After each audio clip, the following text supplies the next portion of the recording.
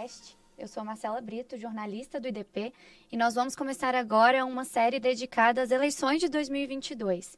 O primeiro episódio vai tratar sobre a visibilidade aos grupos minorizados na política, especialmente nesse ano eleitoral.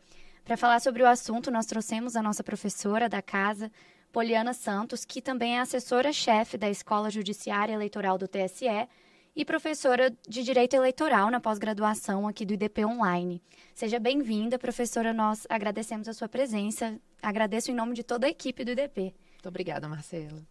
Vamos dar início ao nosso bate-papo sobre esse assunto que está em alta nos próximos meses. Eu imagino que ainda vai repercutir bastante até no próximo ano. Poliana, no ano passado, o Tribunal Superior Eleitoral ele deu um importante passo rumo à ampliação de direitos políticos dos grupos minorizados. Conta pra gente um pouco sobre o Plano Estratégico Institucional. Pois é, Marcela, na verdade, o Plano Estratégico da Justiça Eleitoral, ele vem como uma decorrência do próprio Plano Estratégico da Justiça, né, do Poder Judiciário. A Justiça Eleitoral é um órgão do Judiciário e ela vai seguir ali as diretrizes que foram traçadas. E tem um ponto do planejamento estratégico do Poder Judiciário geral que eu gosto bastante de chamar a atenção, que entre os macro desafios do Poder Judiciário, o CNJ listou a garantia dos direitos fundamentais no plano concreto. Esse no plano concreto não é por acaso. Então, quando a gente vai tratar do processo democrático, que é o papel principal da Justiça Eleitoral, isso fica muito evidente, né? Então, o plano estratégico do TSE, ele vai falar expressamente da inclusão ou de facilitar, aumentar o processo de inclusão para aqueles grupos que historicamente estão ou foram alijados do processo eleitoral. E isso não é uma inovação, né? Nós estamos seguindo uma diretriz da Constituição, inclusive, que traz o voto como obrigatório, mas quando diz ali obrigatório, é importante lembrar que é obrigatório para o eleitor e é obrigatório para o Estado viabilizar para todos os eleitores o acesso a esse direito, que é um dever. Então, esse processo de inclusão é uma obrigação do Poder Judiciário, especificamente da Justiça Eleitoral. Perfeito. Além do Plano Estratégico Institucional, nós tivemos também a nova resolução do Cadastro Eleitoral. Pode resumir para a gente como foi? A nova resolução é um ganho, é um marco muito importante na Justiça Eleitoral e eu acho que alguns exemplos ajudam a entender um pouco melhor. Ela traz alguns marcos principais, que é sobre desburocratização, né? Facilitar o acesso e maior inclusão. Então, ela vai falar de linguagem clara no atendimento, ela vai passar a discorrer de forma mais específica sobre os documentos que podem ser utilizados na definição do domicílio eleitoral. Por exemplo, moradores de rua, né? Como que eu apresento um comprovante de residência de um morador de rua que tem direito ao voto? Ou de um quilombola, ou povos originários, né? A relação dos povos tradicionais com a terra e com a propriedade é muito diferente, né, do que a gente trata, né? Vou até usar essa expressão, traduz como normalidade, né? Então, a resolução ela olha para esses grupos para ver, olha, tem uma relação que é diferenciada. É claro que, né, como a resolução ela é do ano passado, ela ainda está em fase de implementação, porque ela demanda, por exemplo, alteração no próprio sistema da justiça. E um outro exemplo que eu acho super legal, que está no cadastro, é agora aumentar a quantidade de campos para colocar a filiação. Né? A resolução prevê agora 4 campos para filiação, 2 para pai e 2 para mãe, para, né, colocar, né, né, trazer o espaço para as famílias monoparentais, homoafetivas, né? Enfim, eu posso ter esse registro completo agora. E eu acho que isso é bem interessante. As eleições desse ano, então, seriam uma fase de implementação, talvez não na íntegra de todos esses pontos da resolução. O que a gente consegue imaginar que talvez já seja prático? Olha, vou te falar que o período de encerramento do cadastro, né, aquelas pessoas que vão tirar o título pela primeira vez ou fazer transferência de domicílio, já teve um impacto significativo. Quando a gente conversa, né, com as pessoas que estão atendendo na ponta, né? No cartório eleitoral, os servidores que estão atendendo as pessoas no dia a dia, o relato que nós ouvimos foi muito interessante, né? Essa simplificação passa a atender pessoas que vão se sentir acolhidas, né? E exercendo um direito que pode, né, para mim, para você, para algumas pessoas que estão ouvindo, parecer muito básico, muito simples. Algumas pessoas vão ter pela primeira vez o direito a acessar isso por uma questão muito simples, que é trabalhar ou discutir a documentação necessária para que a pessoa pudesse fazer seu cadastro eleitoral, né? É um ganho de cidadania. Perfeito. Agora, mudando um pouco a pauta, na verdade, adentrando ao tema do nosso podcast, eu queria que nós conversássemos um pouco agora sobre o engajamento político de mulheres, negros, LGBTQIA+, no decorrer dos últimos anos. O que nós temos de grandes marcos da última eleição, em detrimento dessa, e o que nós podemos esperar para esse próximo período eleitoral, que na verdade já estamos até inseridos. Marcela, como boa poliana, eu sou otimista.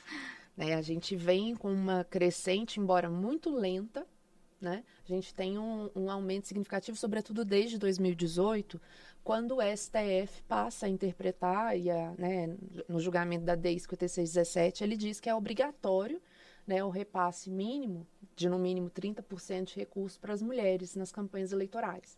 O que agora, com a emenda constitucional 111 de 2021, está previsto na própria Constituição, que é muito importante também. E aí, em 2020, né, 2020, que agora vai ter impacto em 2022, a gente tem também a obrigatoriedade do financiamento para pessoas negras, né? E uma nova previsão na Constituição, a respeito da qual eu sou bastante otimista também, que é a possibilidade de contagem em dobro dos votos que foram direcionados a pessoas negras e às mulheres para fins de distribuição de recursos para os partidos políticos, recurso e tempo de propaganda.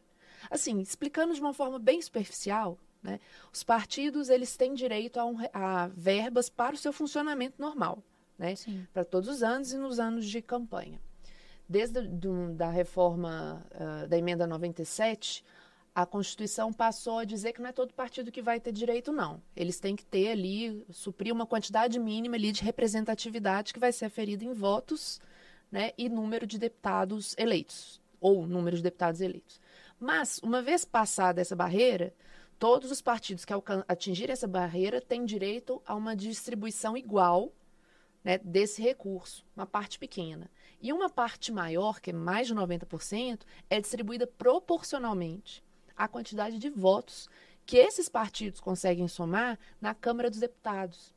Então, quando a Constituição passa a prever expressamente que os votos que foram dados para mulheres e pessoas negras contam em dobro, significa que passa a ser mais interessante para o partido eleger mulheres e pessoas negras. Que com a regra das cotas, ele só estava obrigado a apresentar como candidatos. E esse é o pulo do gato, né? Você precisa observar a conversão de candidaturas em pessoas eleitas. Às vezes cumpria essa exigência com relação à candidatura com candidatos não tão potenciais a pleitear uma vaga, eu imagino. E agora pegou certo. E já tem expectativa em torno disso. Tem, claro. E principalmente quando a gente compara, né? Enfim, como vai ser toda alteração legislativa direcionada à eleição, que vai afetar processo eleitoral, nós estamos falando de poder, né? Poder não é uma coisa simples, ninguém quer perder espaço de poder. A gente vai vendo os resultados ao longo do tempo. Então, o que eu estou falando agora é em termos de expectativa. A expectativa é que os partidos estejam mais atentos a isso, né, e preocupados em viabilizar, em trazer um maior financiamento, maior espaço para essas candidaturas, que é a grande dificuldade que essas pessoas têm, né, porque mulheres, pessoas negras e as demais pessoas de grupos vulnerabilizados, né, LGBTQIA+, indígenas, pessoas com deficiência, todas essas pessoas têm atuação política importante e contundente. O que muitas vezes elas não têm é espaço na política institucional, que é diferente. Os verdadeiros postos de decisão, à frente das tomadas de decisão.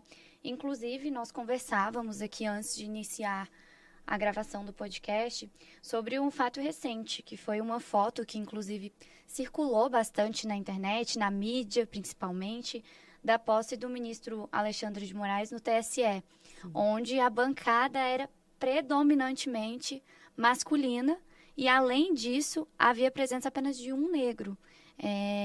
Como que aquilo impacta a sociedade ao escrachar a ausência da mulher nesses espaços? É muito interessante porque geralmente as pessoas explicam dizendo, olha, mas essa é uma mesa institucional. Ela foi ocupada pelos chefes ou representantes maiores dos altos postos desses espaços. E aí você pode pensar, sim, e é exatamente o que mostra... que não é uma justificativa. E que mostra que, de fato, as mulheres não estão nesses altos postos. Elas estão trabalhando e muito, mas não estão... há algo, né, que as impede ou dificulta o acesso a esses espaços. E as pessoas negras também, porque apenas um homem negro nessa mesa de autoridades também é algo que não faz o menor sentido. E além da mesa, sabe, Marcela, quando a gente observava o plenário, que foi o auditório principal, e que tinha, né, os convidados, havia toda uma, né, limitação de acesso, a posse foi maravilhosa, gigante e tudo mais, mas esse plenário, né, esse era também predominantemente masculino. Você via esposas, né? Mas mulheres representando espaços de poder, a quantidade era muito menor. Você pensa, entre as ministras do STF, 2 mulheres. Entre as ministras hoje do TSE, nós temos 2 substitutas, nenhuma titular, né? Que é a ministra Carmen Lúcia, também é do STF, e a ministra Maria Cláudia Bucchianeri, que é da advocacia, mas que está hoje como substituta.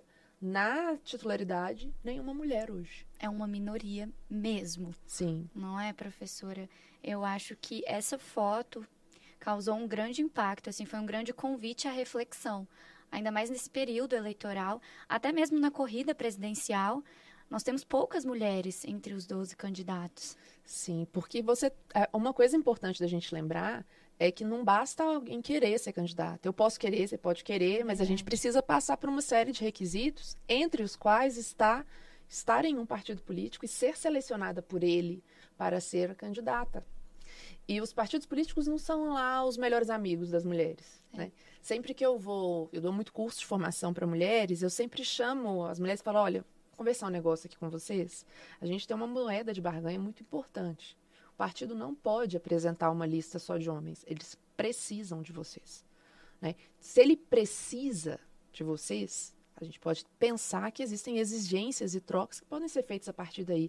Sobretudo, quando as mulheres candidatas se conhecem e se unem. Porque aí a gente pode discutir, né? Além de tempo de acesso a verbas e recursos, além de tempo de propaganda, fiscalizar se não existe nenhuma candidatura fraudulenta, porque esse é um outro ponto muito importante. Às vezes eu estou lá na lista de candidatos do meu partido, faço minha campanha, gastei meu dinheiro, gastei meu tempo, suei a camisa, fiz a campanha direitinho e fui eleita. Chega lá na frente, a Justiça Eleitoral descobre que dentro do meu partido tinha uma mulher que foi colocada ali na lista como uma candidatura fictícia para viabilizar a candidatura de mais homens. O que acontece comigo, mulher que fiz a campanha direitinho? Posso ser caçada com todos. Então, não basta eu estar no meu partido, conseguir ser apresentada como candidata, que não é fácil, conseguir um espaço, conseguir me eleger, eu preciso conhecer as outras mulheres e verificar se o partido fez algum tipo, né, de ajuste ou arranjo para que essas mulheres não sejam candidatas fictícias. Não só parece, como os desafios são muito mais complexos quando se é mulher, eu imagino, não apenas no âmbito da política, mas jurídico num todo, nas diferentes esferas. Eu vejo o Congresso ainda como um ambiente muito masculinizado, onde as mulheres estão presentes em comissões específicas, em pautas específicas, em projetos específicos. Na sua visão positiva de algumas normas, de algumas mudanças que nós tivemos recentemente, como que você vê, professora, esse cenário? É um cenário que a gente pode pensar... Talvez uma equidade seja uma ambição muito grande para pouco tempo, para poucos anos. Seria o ideal, seria o desejável a todos. Mas qual que é a sua percepção sobre esse cenário masculinizado que existe hoje no Congresso brasileiro? Eu queria chamar a atenção a duas coisas. Primeiro, a gente hoje trabalha com um percentual mínimo de 30% de candidatas, que é um número, né? Esse percentual que foi trazido pela ONU há muitos anos atrás como massa crítica. Eles dizem, olha, a gente precisa chegar nesse ponto mínimo de 30% como um ponto de virada. Quando chega nos 30%, a chance de eu conseguir buscar caminhar para uma paridade é muito maior. Veja que a gente só conseguiu 30% como reserva de candidaturas e estamos longe de chegar a 30% em representatividade, né? Então, hoje, né, os tratados internacionais, os órgãos que vão trabalhar sobre isso, a ONU e tantos outros, vão falar de paridade, sim, não de 30%. Nós já estamos para trás nesse ponto aí. E um outro ponto importante, que eu acho que a gente não pode deixar de falar, é que além da questão de gênero, a gente vai ter um tratamento diferenciado considerando as interseccionalidades, né? Por exemplo, Marcelo, estamos nós duas aqui, somos duas mulheres brancas, né, que não, né, vivenciamos ou experienciamos algumas outras dificuldades ou barreiras que outras mulheres vão vivenciar. Mulheres negras, mulheres indígenas, mulheres do campo, mulheres quilombolas. Para essas, mulheres trans, para essas mulheres o acesso é muito mais difícil.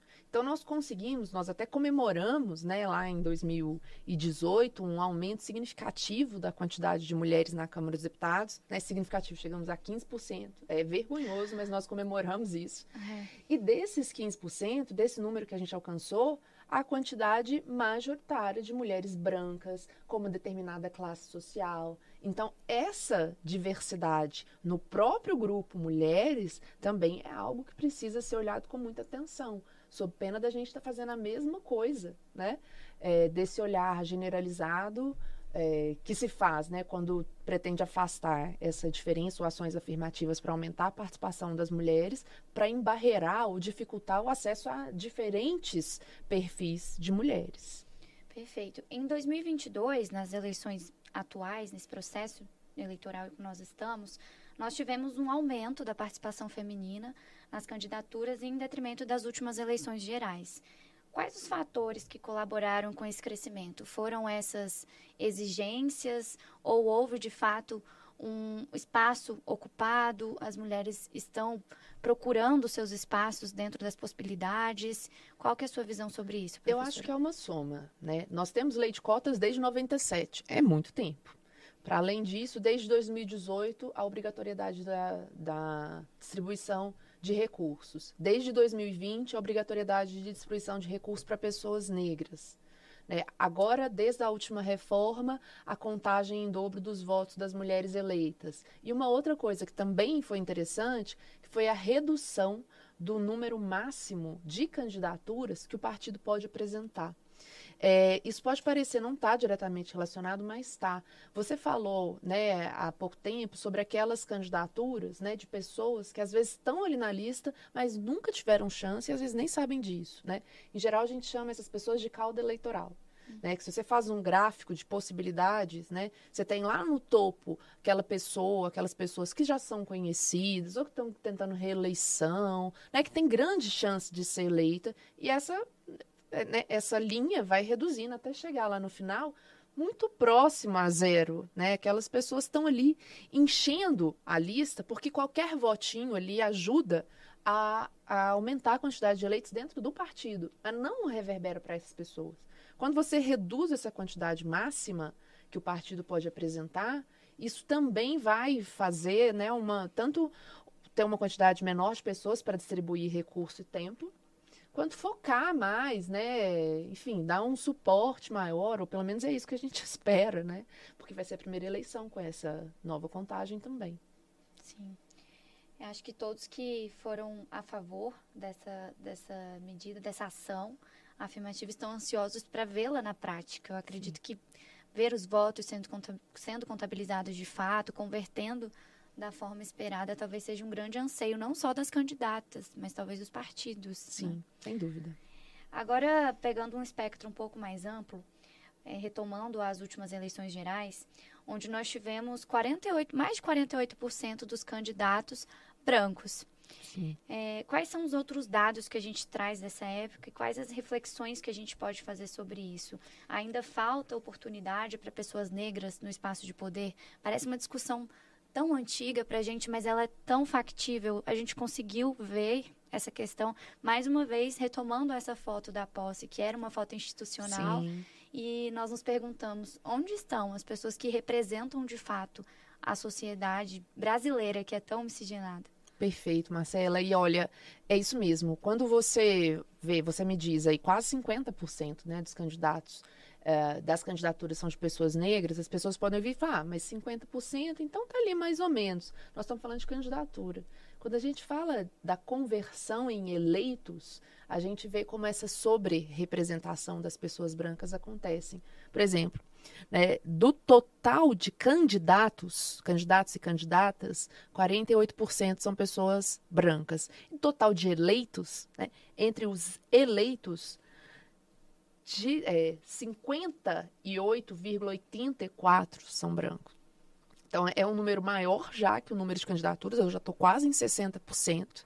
E quando a gente vai, né, destrinchar os demais, a gente vai ver que menos de 6% são pretas, 0,28% são indígenas. Então, a gente tem grupos que são absolutamente subrepresentados e grupos que são muito mais representados. Homens, pessoas brancas, homens brancos, então, nem se diga. Né? Então, essa análise ela tem que ser considerada fazendo essa distinção. Nós estamos falando de candidato ou nós estamos falando de eleitos? Né? Ter um número grande de candidatos não é o que resolve o nosso problema. A gente precisa estar atento à taxa de conversão, né, que eu já tinha comentado antes. Você tem uma quantidade de candidatos, mas quantos eu consigo traduzir em eleitos? Né? O que está faltando para eu conseguir aumentar essa tradução? Não basta eu aumentar a quantidade de candidatos, não. Tem que dar estrutura, viabilizar essas candidaturas. Não existe campanha sem recurso.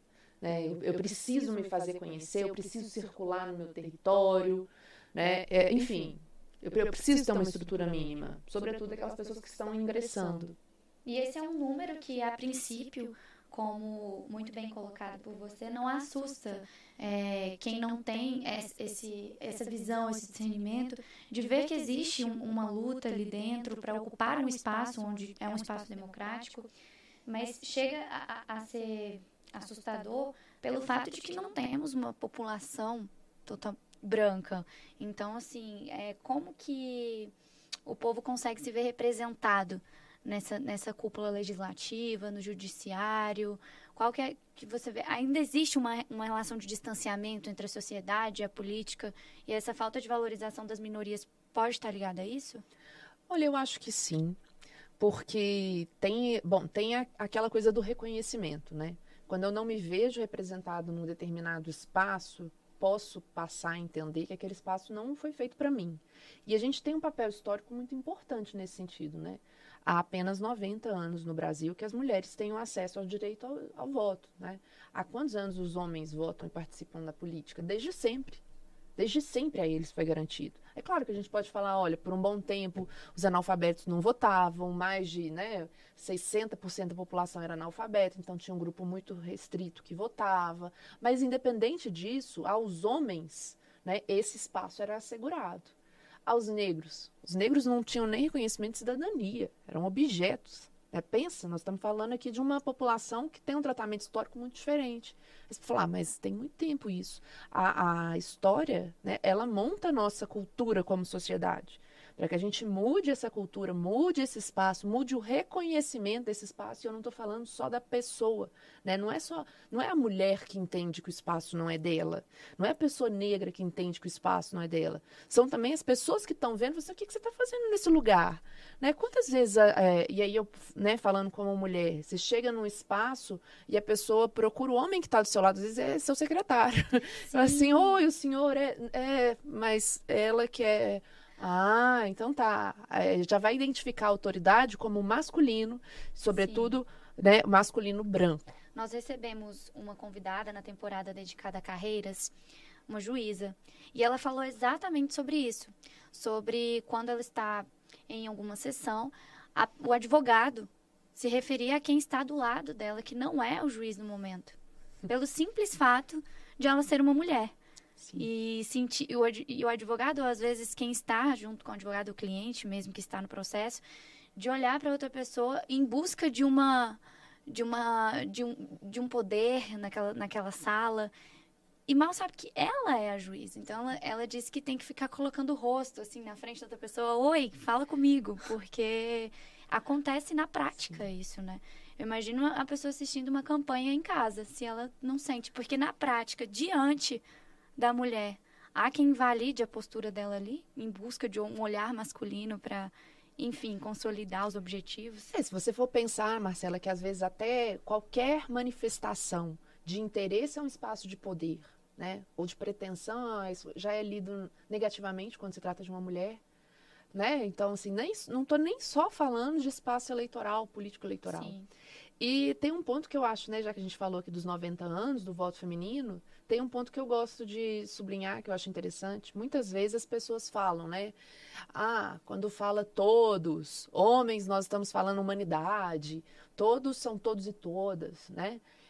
Antes do novo Código Eleitoral, não havia uma vedação expressa, dizia, mulheres não podem votar, né? São proibidas as mulheres, somente os homens, sexo masculino, né, pode votar. Não era assim. Tanto é que antes do novo código, nós temos algumas situações de mulheres que conseguiram votar, inclusive serem eleitas, né? Mas por que isso não era reconhecido para todas?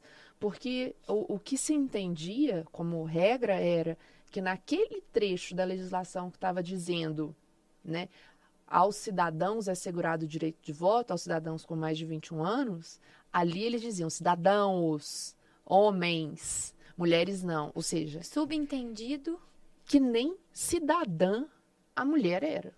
Nossa. E aí precisou vir expressamente a previsão, né, de que mulher pode votar para que a gente, né, tivesse isso como um marco, né, que agora completa 90 anos. Perfeito. Essa discussão ela é ampla, né, professora? Inclusive os 90 anos da Justiça Eleitoral, celebrados em 2022, renderam muitas pautas, né? Eu acho que a gente pode até entrar brevemente, talvez nesse contexto das minorias que nós estamos tratando aqui hoje. Muito se tem a comemorar, a refletir. Qual que é o balanço no que diz respeito a esses grupos minoritários? Olha, eu acho que a gente tem um momento positivo.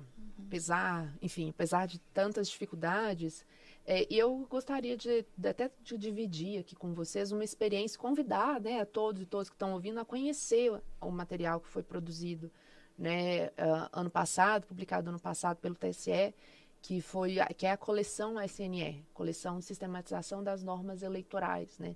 Na fase 2, nós tivemos um aprofundamento do estudo da legislação vigente com essa perspectiva, né, transversal, com uma leitura integrada, inclusiva, e isso abriu um espaço para que o TSE, para que a Justiça Eleitoral, de um modo geral, fosse um pouco mais responsivo, né, com esses grupos que não eram ouvidos. Então, diferente de eu ter um grupo de experts, né, com um perfil, né, racial, étnico, socioeconômico, inclusive de área de formação, igual, analisando, estudando ou pensando o que será que essa população está precisando e não consegue, o que a gente fez foi ouvir a população, né? Não sou eu, uma mulher branca de determinada classe social, que tem que pensar o que será que uma mulher negra ou uma pessoa indígena precisa ter para conseguir alcançar esse espaço. Elas mesmas foram chamadas ao debate. Nós tivemos audiências públicas com movimentos de pessoas negras,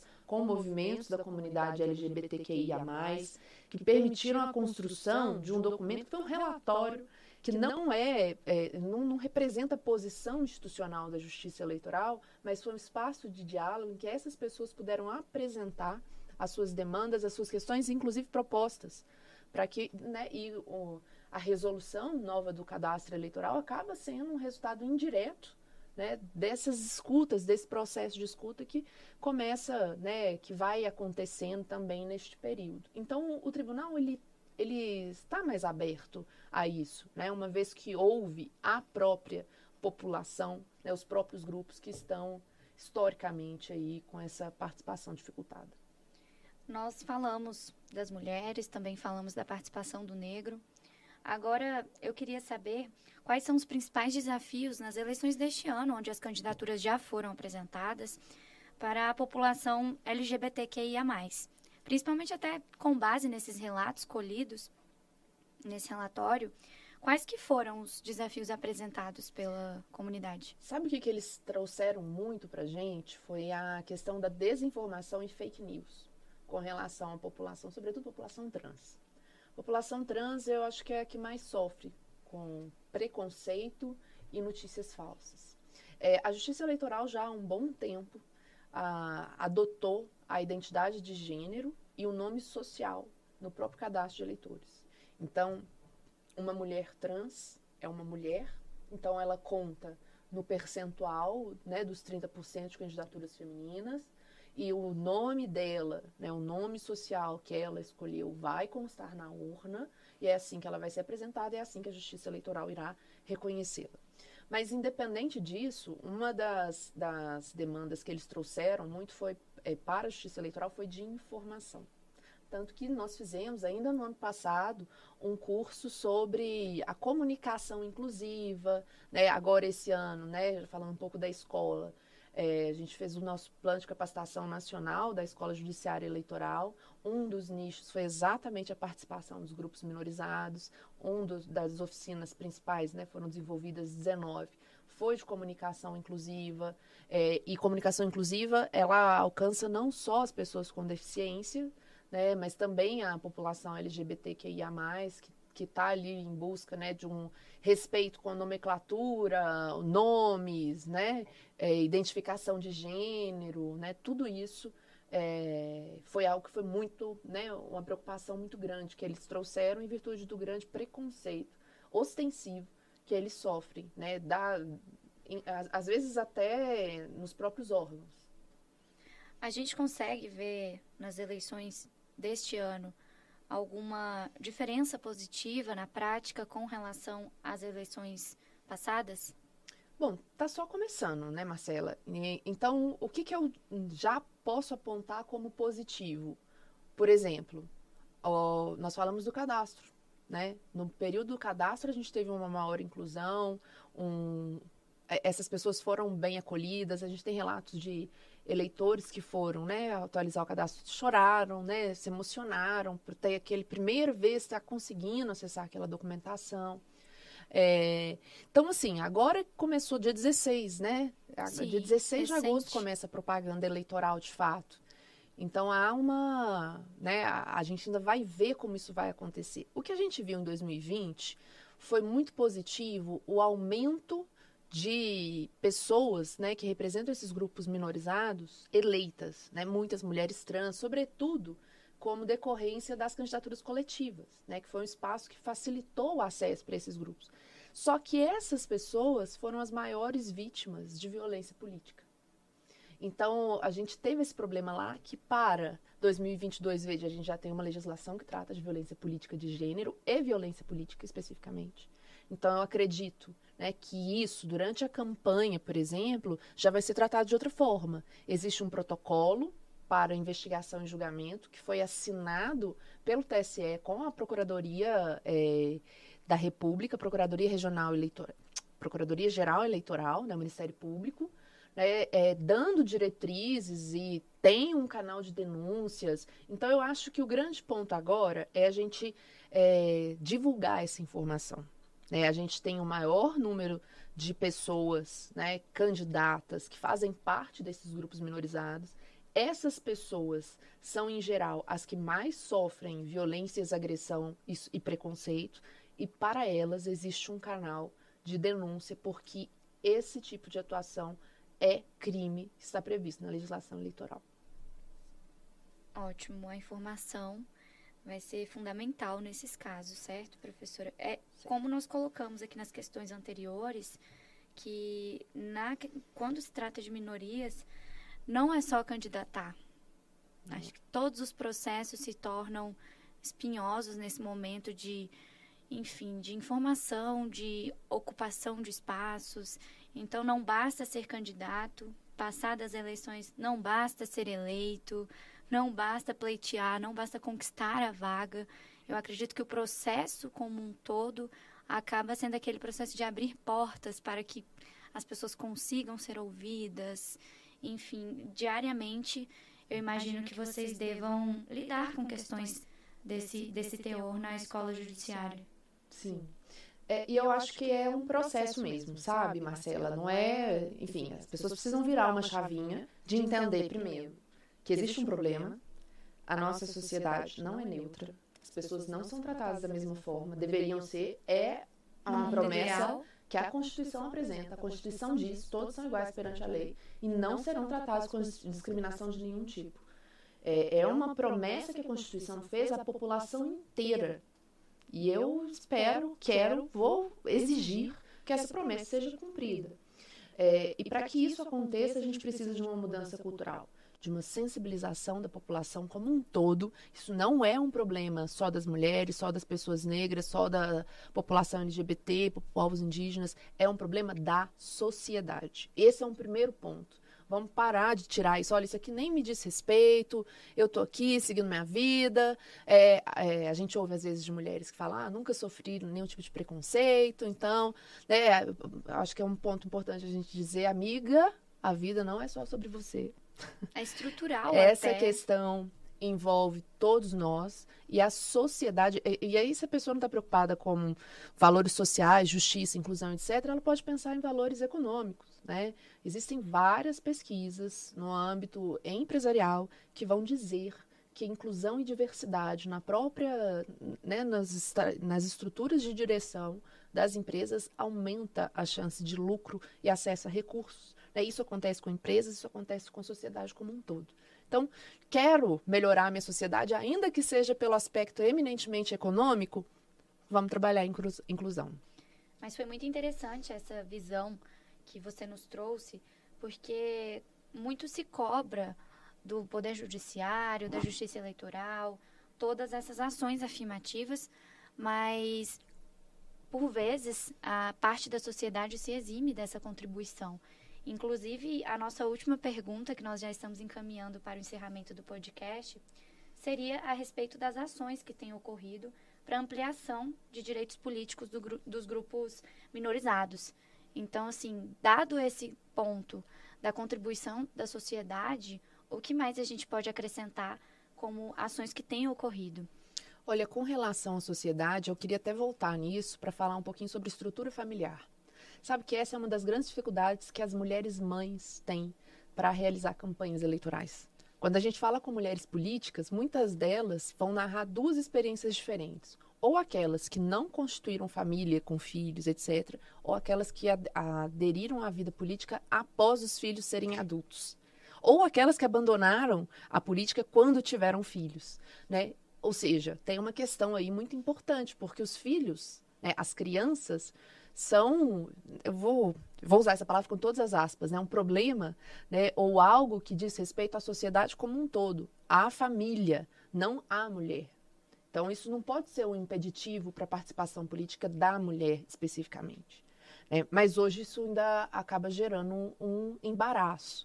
Então, ter essa consciência, né, de que, por exemplo, a mulher candidata que tem filhos vai precisar, por exemplo, de uma estrutura de creche para poder fazer campanha, é algo importante. Sim. O partido tem que viabilizar, né, uma estrutura, dar um apoio que, pela cultura que nós temos hoje, que ainda diz que a mulher cuida dos filhos e cuida da família, ele precisa viabilizar um espaço para que ela possa lidar com a sua campanha política sem ter, né, esses óbices ou, né, uma limitação em virtude da preocupação que ela teria com a família, que os homens não têm, embora tenham filhos na mesma idade.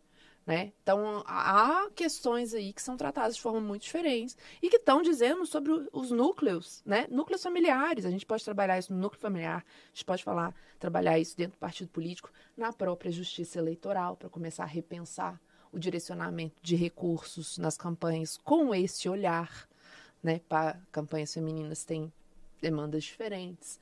Então, eu acho que são, né, a partir do momento que você tem a tomada de consciência, que você passa a pensar sobre isso, passa a olhar sobre isso como uma questão que precisa ser melhorada e precisa ser modificada, eu acho que a gente tem verdadeiramente uma chance, né, de transformação.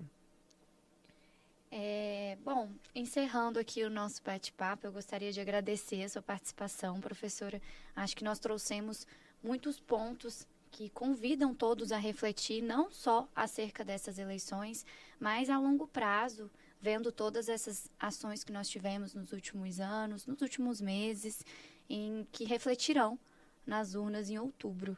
Marcela, eu que agradeço. Queria aproveitar, né, pedir esse espaço para poder convidar as pessoas a conhecerem esse material que foi produzido. Claro. A Justiça Eleitoral tem uma série de publicações, né? Além da revista eleitoral que tem lá no TSE, se você entrar no site do TSE, você encontra todas as publicações da sistematização das normas eleitorais que vão trazer essas questões, né? Entre outras, essas questões que a gente discutiu aqui. E eu acho que o outro convite é o que, né, inclusive você falou, é um convite à sensibilização, repensar o meu papel na sociedade. Ótimo, eu agradeço novamente em nome de toda a equipe do IDP.